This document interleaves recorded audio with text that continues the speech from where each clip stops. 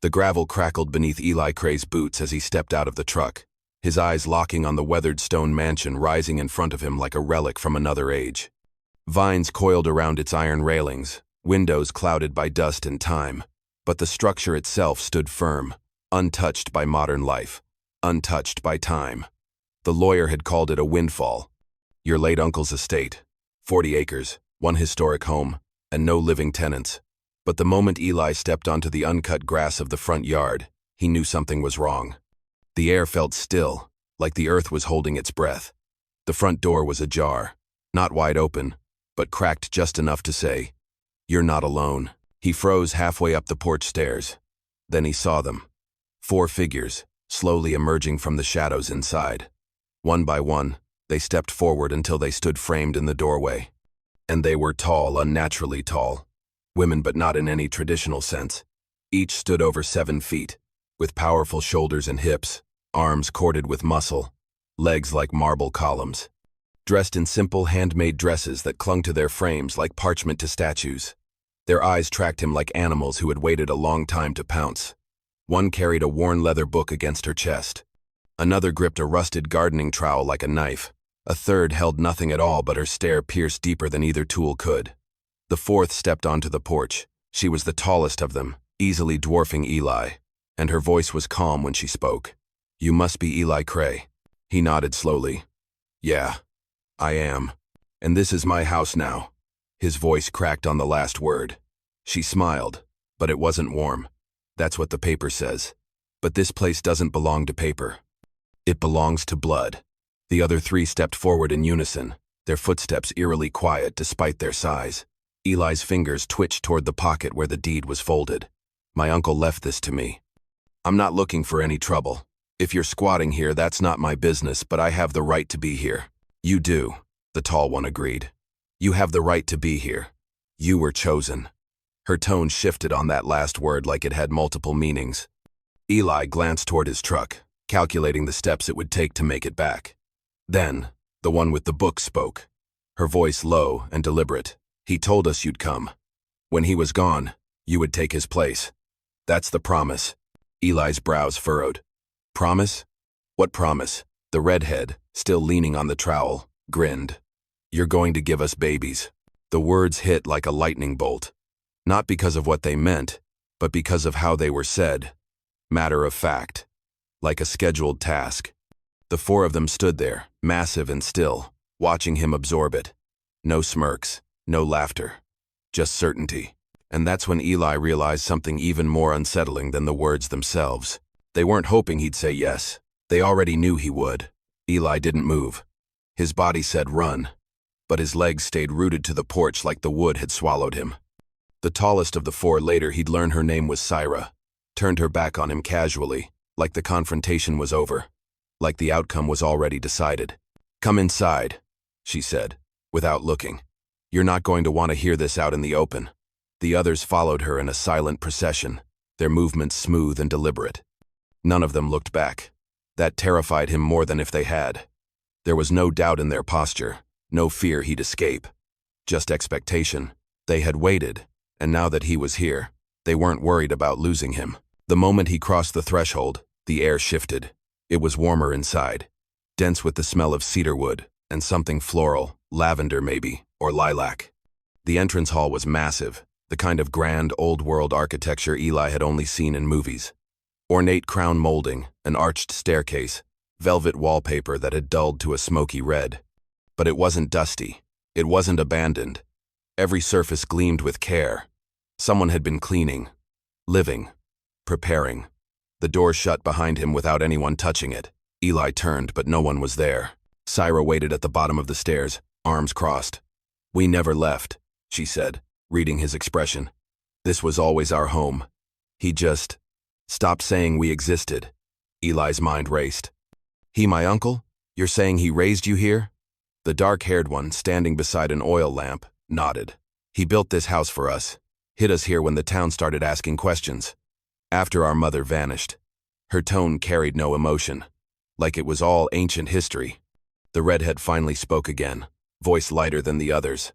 "They called us monsters, freaks. Townswomen said we'd been grown in a lab. She smiled, but it didn't reach her eyes. They weren't entirely wrong. Eli's stomach twisted. "What the hell are you talking about?" The girl with the book stepped forward and handed it to him. "Read," she said. It was leather-bound, cracked at the spine. Inside, yellowed pages were covered in neat cursive. His uncle's handwriting. Dated entries. Experiment logs. Dietary routines. Bone measurements. Hormonal trials. The word offspring appeared too many times. He flipped to the back. Photos. 4 little girls, each nearly the same height at age 8. By 12, already 6 feet tall. Standing together in handmade dresses in front of the same mansion he now stood in. His uncle's notes beneath the images. Rapid development. Exceeding expectations. Social conditioning in place. Next phase delayed until heir arrives. Eli's hand shook as he closed the book. "You've been here this whole time? Just waiting?" Syra nodded. "Waiting for the one who inherited the responsibility. I didn't sign up for this," Eli muttered. "No," said the redhead. "But your name's on the deed. And in this house, names mean everything." Eli paced the drawing room, hands clenched at his sides as the weight of what he'd read in the journal pressed against his ribs like a vice. The 4 women sat calmly across from him, spread out on aged but well-kept furniture that somehow didn't groan under their weight. Each of them watched him without blinking, like they were waiting for his panic to settle. But Eli wasn't panicking. Not yet. He was calculating, looking for the angle, the escape hatch, something. "This is insane," he said finally, holding up the journal like it might somehow explode. "You're telling me my uncle created you? That you're, what, experiments?" "We're his daughters," Syra answered calmly, not rising to his bait. "Born in this house, raised in its halls, kept hidden from the world because he was afraid of what we might become." "Afraid?" Eli barked a laugh. "Afraid or ashamed?" The dark-haired one leaned forward. "Maybe both. But either way, he trained us, educated us, loved us in his own twisted way. And then, he left us with one condition, that the next heir would continue what he started." Eli stopped pacing. "Which is what, exactly? Breeding? Creating some kind of giant legacy?" The redhead chuckled softly. "That's a crude way of putting it, but not entirely wrong." Eli turned to the fireplace, staring at the unlit logs like they might hold answers. "I didn't know any of this. I thought I was inheriting some creepy old mansion with land that nobody wanted. I thought I was getting out of debt, starting over." The one with the book whom he now knew as Letha spoke without looking up. "You are starting over, just not the way you imagined." Syra rose from her chair, her full height eclipsing Eli even from across the room. She stepped closer, slow and deliberate, and placed a folded paper on the mantel beside him. "This was added to the will. Last page. Special clause. The lawyer you met never saw it. It was meant only for you." Eli hesitated, then unfolded the page. At first glance, it looked like a standard addendum. But the language was strange, cryptic, and old-fashioned. "To the next of my blood who claims this house, know that your inheritance is not merely stone and soil. It is obligation. It is continuation. The daughters are yours now, and through you, they will thrive." Beneath the text was his uncle's signature, along with a symbol he didn't recognize, something between a tree and a branching family line. "They're not binding terms," Eli said quickly. "No court would enforce this. No court has jurisdiction here," Letha said quietly. "Out here, it's the house that holds the rules. And the house recognizes only blood." He looked at them again, really looked at the way they sat with perfect posture, at the symmetry of their features, the muscle that coiled beneath every movement. They weren't just tall. They were designed, built for something. And now, that something was him. "You expect me to just go along with this?" Eli asked. Syra didn't blink. "We don't expect. We were told you would." Eli's fingers gripped the doorknob. Cold, brass, heavy, solid. He turned it. Locked. He tried the next one. Locked. The back door. Locked. Even the windows sealed from the inside with thick iron latches that hadn't rusted a bit. Every escape route had been fortified, not hastily, but deliberately. Like the house had been preparing for his arrival just as much as the women had. "You locked me in," he muttered, more to himself than anyone else. "It's not a prison," came a voice behind him, soft, but close enough to make him jolt. The dark-haired one, Era stood just a step away. She didn't smile, didn't move, just watched him with an unsettling calm. "You're free to leave," she continued, "as long as you convince the house to let you." Eli took a shaky breath. "Let me guess. The house doesn't like when people break contracts." Era's brow lifted slightly, like he'd just passed a test he didn't know he was taking. "It remembers promises," she said. "Even the ones made in blood." He backed away, hands outstretched. "Look, I don't know what my uncle told you, or what he led you to believe, but I'm not part of any of this. I didn't agree to it. I didn't ask for it." Syra stepped into the hallway, ducking beneath the high arch of the entryway with barely an inch to spare. She moved like a seasoned soldier, muscles shifting under her long limbs, every motion, economic and confident.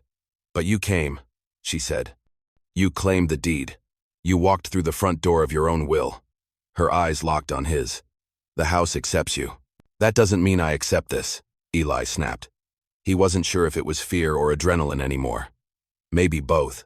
You want kids? Find someone else. I'm not a breeder." Letha's voice echoed from the upper stairwell. "We tried.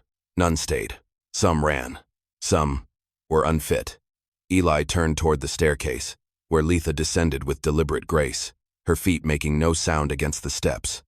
"You are the last blood heir, the final Cray. If not you, the line ends." He stared at her. "Good. Let it end."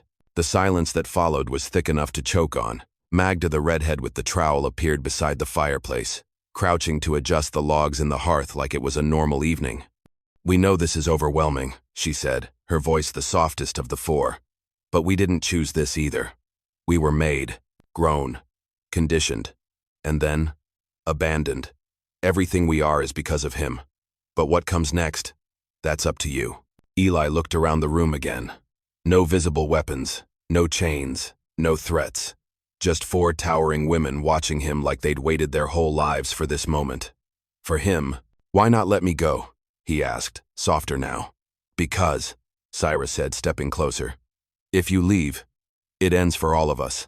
And then she reached out not to grab, but to place her palm against his chest. His heart was racing, and somehow, hers was steady as stone. Eli sat at the edge of an old leather armchair in the study, arms crossed, spine stiff, every muscle in his body telling him to stay alert. The fire Magda lit crackled gently beside him, casting warm shadows across bookshelves that stretched floor to ceiling. Syra leaned against the far wall, arms folded, her face unreadable. Era perched on the wide windowsill like a cat, staring at nothing. Letha was nowhere to be seen. Magda sat cross-legged on the floor, toying with the edge of a worn rug that looked hand-woven. None of them spoke for a long time. The quiet wasn't awkward, it was intentional. Measured, like they were giving him space to recalibrate. Finally, Magda broke the silence. "You think we want to use you?" Her voice was low, almost gentle. "That's what this feels like, doesn't it?" Eli's jaw clenched, but he didn't speak. "And you wouldn't be wrong to feel that way," she continued. "That's how it began.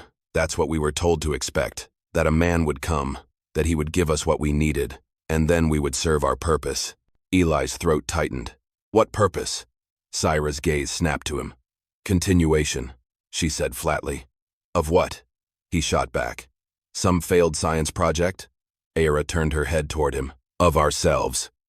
Magda shifted closer on the rug, never rising, but her voice took on a subtle urgency. "You think this is about lust, or control, or some bizarre cult fantasy. But it's not. We want to survive." Eli blinked. "You're clearly surviving just fine without me. For now," Era said.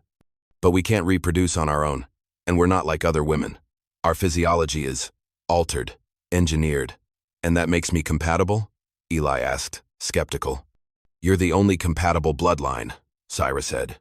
"It's not just genetics. It's blood resonance, hormonal matching. You've been chosen because your body won't reject the process." "Process?" Eli repeated, voice sharp. "Now it sounds like a damn lab experiment again." "We didn't ask to be born in a lab," Magda snapped, the softness in her voice cracking for the first time. "But we are here, and we are women, and we bleed and hurt and want just like anyone else. We don't want to make you do anything. We want you to choose it, to want to build something real here. With us." Eli looked at her, really looked. Her face wasn't hard like the others. It was open, expressive, with green eyes that flinched when she thought she'd said too much. "And if I say no?" he asked. "Then we let you go," Syra said behind him. "Eventually, when the house is ready. But you won't ask again," Era added. "We'll let the bloodline die out." Eli felt the shift, then something deeper than fear or anger. A quiet grief underneath their strength. This wasn't domination. It was desperation, carefully disguised as confidence. Magda rose to her feet. She stood over him, just like the others. But when she looked down, it wasn't with authority. It was with hope. Rain tapped against the mansion's wide, fogged windows as Eli followed Letha through a narrow hallway he hadn't explored yet. She moved silently, barefoot on the old wooden floors, holding an oil lamp in one hand and the old journal pressed tight under her other arm. "There's more you haven't seen," she said. "Things we didn't understand at first either." The hall curved unexpectedly, leading downward, the air growing colder with every step. The walls were lined with portraits, men and women he didn't recognize, most with the same angular jawline, the same hard eyes. "Family?" Eli asked. Letha nodded. "Not yours. Ours. Kind of." They arrived at a heavy wooden door, and she pushed it open slowly. The room inside was round, with vaulted ceilings and a domed skylight at the top, clouded now with years of grime. Shelves wrapped the walls in concentric rings, stuffed with ledgers, drawings, vials of long-settled substances. At the center sat a wide table, carved with symbols, some medical, some alchemical, some ancient and unreadable. "He called it the womb," Letha said. "But it wasn't for birthing. It was for designing." Eli moved slowly through the room, fingertips grazing the edge of the table. "He built you down here?" Letha shook her head. "Not built. Engineered. Bred. Selective pairings. Hormone manipulation. Experimental nutrient protocols. We were born naturally, but everything leading up to our births was controlled." She stepped to a shelf and retrieved a thick binder. "This is what he erased from the official records." She opened it. Inside were photos of medical charts, blood panels, coded logs, and unsettlingly precise notes. Subject A. Muscle density exceeds baseline. Subject B. High estrogen retention. Subject C. Uterine viability successful at month 12. "We weren't his daughters," Letha whispered. "Not at first. We were subjects. Numbered. Monitored. Studied." Eli's voice came out lower than he expected. "When did you become daughters?" "When he got old," she replied. "When he got scared. When he stopped calling us it and started calling us my girls." She closed the binder gently.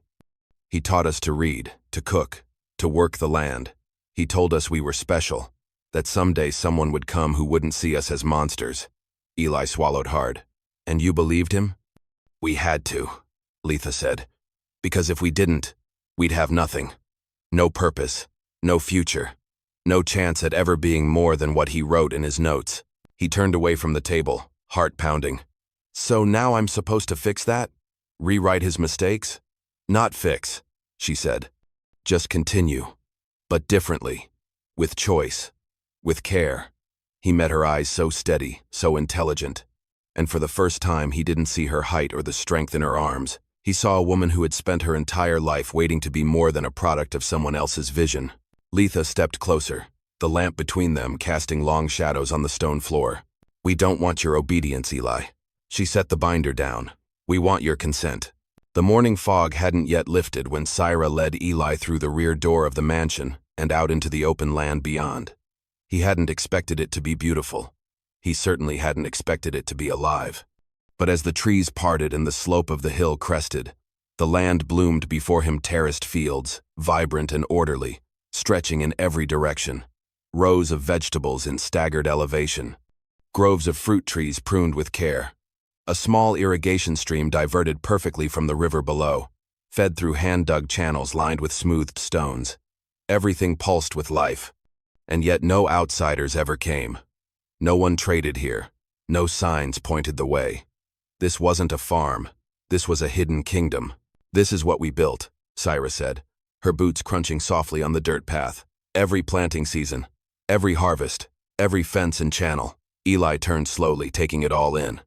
It didn't look like a cult. It didn't look like captivity. It looked like work. Thoughtful, honest work. You did all this yourselves? He asked. No machines? Just hands, she said. And Will. They reached a stone outbuilding tucked into the side of the hill. A greenhouse. Inside, the air was humid and fragrant. Tomato vines crawled up hand-laced trellises. Herbs and roots grew in layers beneath broad-leafed plants. Bees moved lazily through sunbeams that filtered through warped glass. Era waited there, sleeves rolled up, dirt on her forearms. You came, she said, not surprised. Eli nodded, still dazed. Why keep it hidden? Because no one ever came to help, Era answered. So we stopped waiting. And when the ones who did come only tried to take, we stopped inviting. She plucked a ripe pepper from a hanging stem and offered it to him. He hesitated, then bit. Sweet. Spicy. Alive. He hadn't realized how stale city food had been until this moment. It's more than survival, Syra added. It's sovereignty. They walked on. Chickens clucked in a small coop nearby. Further down the path, sheep grazed behind a sturdy handmade fence. The mansion might have been the core, but this the land, the systems, the silence. This was its heart. How have you kept it going all these years without help? Eli asked. We've always had help, said Magda, who appeared from a trellis gate near the orchard. Each other, the land, and the house. She smiled, dirt under her nails, hair tied with twine. The mansion feeds the land feeds us. It's a cycle. It needs all its parts. And now you think I'm part of that, Eli said, not quite a question. You are, she replied. Not just because of your blood, but because you came without knowing, and you stayed. I didn't exactly have a choice. And yet, you haven't run. He turned again, slowly. Fields. Groves. Warmth. They didn't need him, but they wanted him. Not to fix what was broken. To grow something new. The dining room was quiet that night. The firelight flickering off brass chandeliers and the polished curve of old wooden furniture. Eli sat at the far end of the long table, watching as the four women passed dishes between one another with quiet efficiency. Roast vegetables. Fresh bread. Something like lamb, but spiced with something he couldn't place. They didn't pray before eating. They didn't speak much either. Just the soft clink of silverware and the creak of old wood beneath shifting weight. It should have felt awkward, but somehow, it didn't. Somehow, it felt settled. It wasn't until after the plates had been cleared that Syra finally said what had been hanging in the air for days. You still think we want your body? Eli stiffened, caught off guard by the bluntness. The others looked at her, but didn't interrupt. And you're not wrong, she continued. But what we want more is your presence. Your consistency, Letha added. Someone who doesn't vanish the second things feel strange or uncomfortable. Era leaned forward, fingers steepled. We've had visitors. Some wandered in. Some were sent. None of them stayed. They all wanted to possess, to dominate, or to escape. Magda, seated closest to him, reached for a candle and snuffed it between her fingers. You didn't run when you could have. You listened. You asked questions. You read. Eli exhaled, because I was terrified. So were we, Era said. The first time someone called us abominations. The first time a man tried to hurt one of us because we wouldn't obey. We learned fear early, but we didn't let it rot us. Eli stood, slowly, walked to the window, looked out at the moon hanging over the fields. If I stay, if I actually stay, you're telling me this isn't just about making children? Syra rose and followed, her boots soft on the floor. It's about making future. That might include children, but it has to start with trust. And choice, Letha added from her seat. Consent, Era said, echoing the word like it meant something sacred. Eli turned back to face them. These weren't women broken by isolation. They were built by it, hardened in a way that still somehow left room for tenderness. And they weren't begging. They weren't seducing. They were offering on equal footing. I've never seen anything like this, he said quietly. 4 women. This much power. This much stillness. It's like the world never touched you. The world tried, Magda said. But we stayed rooted. He didn't move when Syra placed a hand lightly on his shoulder. It wasn't a demand. It was an anchor. We don't want a breeder, she said. We want a partner. We want to be seen, not studied, not fixed, just seen. Eli met her gaze, and for once, didn't look away. "You've been alone a long time," he said. Syra nodded. "We have." And for the first time, Eli realized so had he. The next morning, Eli woke not to noise but to warmth. Sunlight poured through the east-facing windows of the mansion, soft and golden, warming the wooden floorboards beneath his bare feet. He hadn't planned to sleep here. He'd meant to retreat to his truck, or not sleep at all. But after the firelight and the conversation, and the strange sense of peace, he'd lingered too long in the sitting room, and one of them, Magda, he thought had wordlessly handed him a blanket. Now, waking under its weight, he realized he hadn't slept that deeply in months. He found the 4 women outside, already tending to the day. Era was hauling water from the well. Letha balanced a thick ledger on her forearm, noting figures from crates of root vegetables being sorted. Syra and Magda were near the fencing, mending a broken gate post together. They didn't call to him or stop what they were doing when they saw him. They just nodded. A simple acknowledgement. "You're here. You're choosing to be here." Eli walked out into the open space between them and cleared his throat. "So, if we were going to do this," he said, "how would it work?" Syra stood up, brushing dirt from her hands. "We draw up papers, equal share in the land, equal say in all decisions. No one owns anyone. And the rest?" he asked. Magda glanced over her shoulder, face flushed from the morning sun. "That's the part we don't plan. We let it grow." He watched them work for a while, how naturally they moved together, how they didn't bark orders or jockey for control. Everything was mutual, fluid, as though they'd learned the hard way that domination ruins everything. "I'd want time," Eli said, "to understand the systems, the crops, the finances, and time with each of you, not all at once. I'm not built for chaos." "Neither are we," Era said, not looking up from her task. "We're not asking you to leap, just to walk forward." They spent the afternoon walking the perimeter of the land together. The fencing needed repair. The root cellar needed reinforcement. Eli pointed out areas where erosion might threaten crops, and Letha nodded, already penciling notes. It felt normal, easy, like he'd done this before, like he was supposed to be here. That evening, after dinner, Syra brought out the original deed. The ink from the will's addendum had faded slightly, but the symbol, the branching tree, still shone faintly in the candlelight. "This house has seen generations of experiments," she said, "but maybe it's finally time it sees something real." Eli took a pen from her and signed his name below his uncle's. No longer just a Cray by blood, now one by choice. The fire popped behind them. The silence between the 5 of them held no fear now, only curiosity, and a fragile beginning. They didn't ask for promises. They didn't ask for forever. They only asked that he stay through the next sunrise. And when that sunrise came, Eli was still there.